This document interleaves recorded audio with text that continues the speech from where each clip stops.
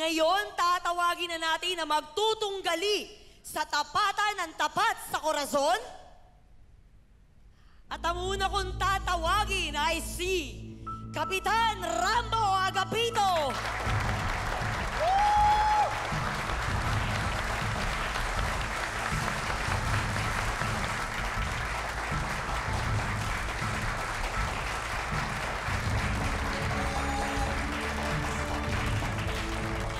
Magandang araw po sa inyong lahat.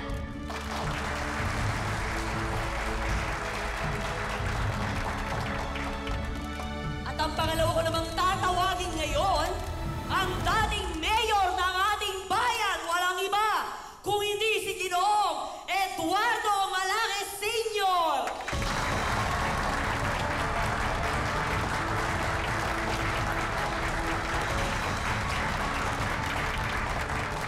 Magandang araw sa inyo lahat.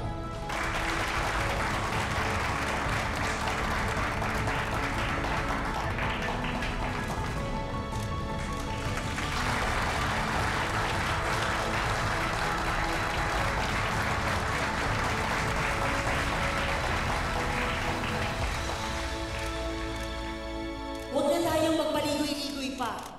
Unang paksa, healthcare. Ang tanong, ano ang mga plano mo para mapabuti ang healthcare sa bayan ng Corazon? Lalo na't kulang tayo sa mga healthcare centers.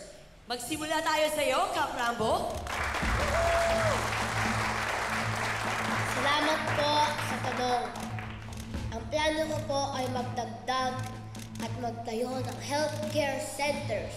At ang pangunahin po nilang serbisyo ay check-up, immunization, at first aid.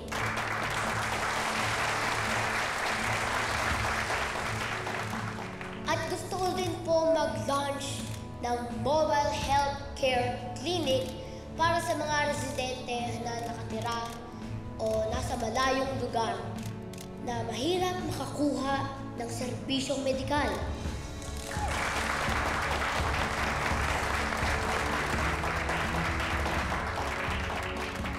Siguro, hindi ko sila nakita eh. Nabutan ko na. Napatay ko na si Oliver. Problema ko, sigurado nakatakas. Mahirap yan ha. Saan natin siya hanapin? Doon tayo. Sige na, yung mga bata na bahala doon sa baki ni Oliver. Halika na. Doon tayo. Ngayon naman, Mayor Eduardo, ano naman ang masasabi mo sa mga plano ni Kap Rambo? Sumasang-ayon ako sa karabihan ng mga plano ni Kap Rambo. Pero ang tanong, saan kukunin ang pondo?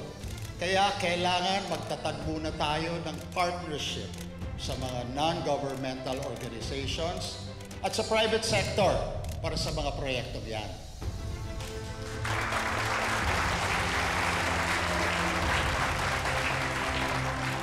Ikalawa, alam natin na prevention is better than cure. Kaya simulan natin sa ating mga sarili. Maglulunsad tayo ng health education at preventive care programs para sa mga taga-Corazon. Kapag ganun, mababawasan ang may mga sakit. And lastly, telemedicine. Advanced na po ang technology natin ngayon. Kaya pwede na pong magkonsulta sa mga doktor kahit nasa bahay lang tayo. Makakatulong yan sa mga hindi makakapunta ng center dahil sa physical na distansya o limitadong oras.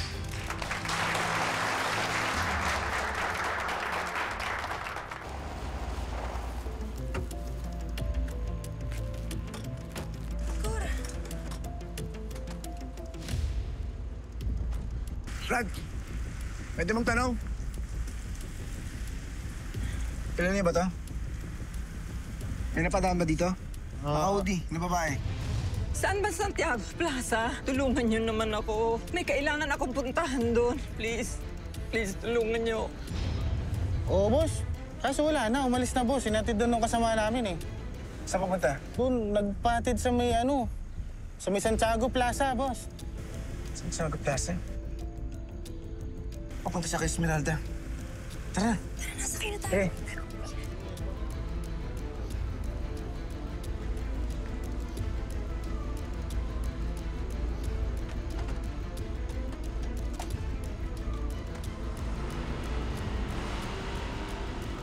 Hindi ko po sinasabi na hindi mahalaga ang seguridad. Pero kulang pa rin po yung magdadagdag lang po tayo ng pulis at magpapatraining. Pero Rabo, yan ang makakatiyak ng seguridad ng mga mamamayan sa bawat barangay ng Corazon. Ang palakasin ang kapulisan. Pero bago po yan, kailangan po muna natin tutukan ang ugat ng problema. At yun po ay kahirapan at kakulangan ng oportunidad na makapagtrabaho. Kaya kapag hindi po natin ginawa yan, paulit-ulit lang po ang cycle ng krimen dito sa bayan ng Corazon. Pero hindi kahirapan ang ugat, Rambo. Marami ang nakakaranas ng kahayupan mula sa mga mayayaman at sa mga nasa kapangyarihan. Tulad na lang sa nangyari sa tatay mo, kay Gregory. Naglabas pa sila ng fall guy para i-frame up lang ako. Isang maimpluwensya at makapangyarihang tao lang ang makakagawa niyan. Dito sa bayang ito, Rambo, hindi kakulangan ang trabaho, ang kahirapan, o iligal na droga ang totoong ugat ng krimen. Nangyayari yan sa lahat. I should know. Binomba ang pamilya ko. Higit 20 taon na ang nakakalipas. Alam ng marami kung sinong may kagagawan.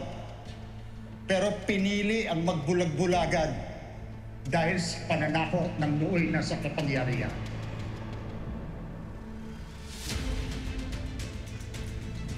Tumigil ka, Eduardo, ha? Huwag mong lapastanganin ang pangalan ng mga tao hindi naman involved sa debate na to.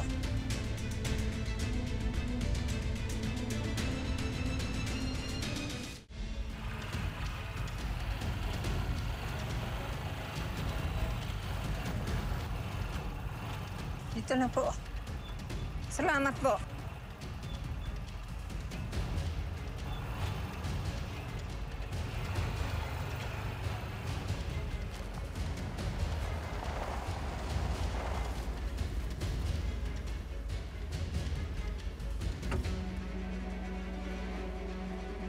Tara, bilisan natin!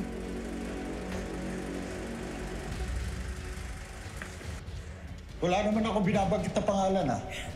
Bakit? Kilala mo ba kung sino ang tinutukoy ko? Baka nakakalimutan mo na ako ang governor ng bayang ito.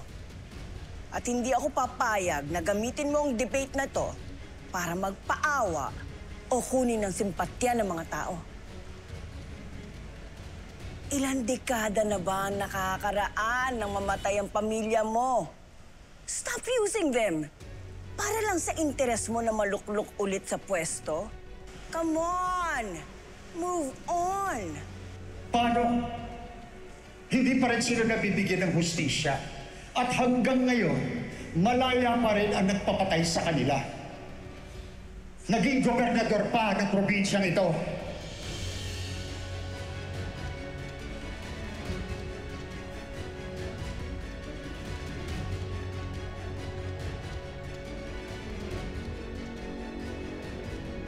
Sir Mayor, tama na po.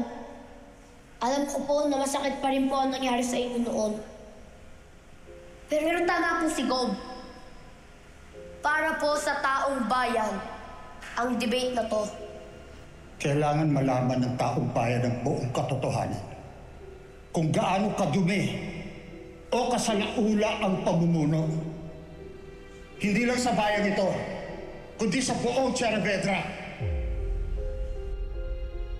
Pero Sir Mayor, wala naman po kayong katibayan. Kaya huwag po kayo basta-basta nagbibintang. Hindi po si Gob Esmeralda ang pumatay sa pamilya nyo.